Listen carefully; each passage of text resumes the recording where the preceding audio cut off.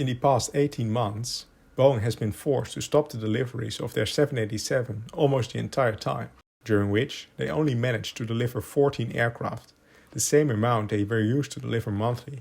So why can't Boeing deliver these 787 to its customers? And when will the deliveries start again? Let's talk aviation.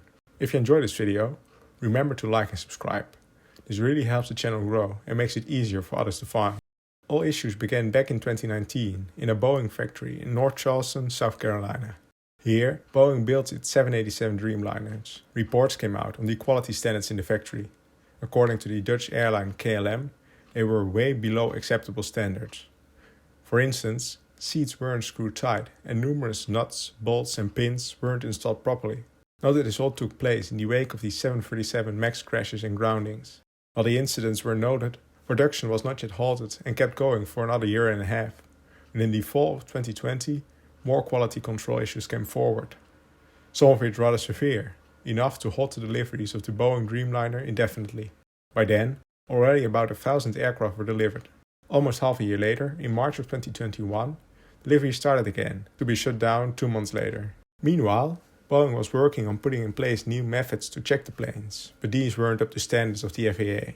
Next to this, there are also reports that Boeing needs to redesign sections of the aircraft, especially part of the fuselage around the passenger and cargo doors. Moving on to the present day, the FAA has announced that they will have federal inspectors in place. The inspectors will check the airworthiness of the aircraft. Up until now, Boeing employees did these inspections, although under the supervision of the FAA.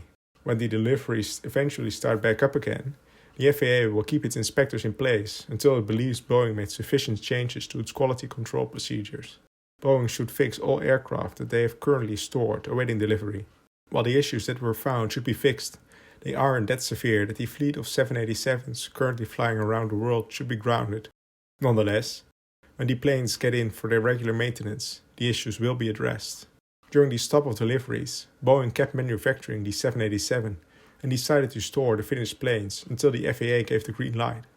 Right now, there are already more than 100 787s finished and waiting to be delivered, and each month about a handful are added to this list.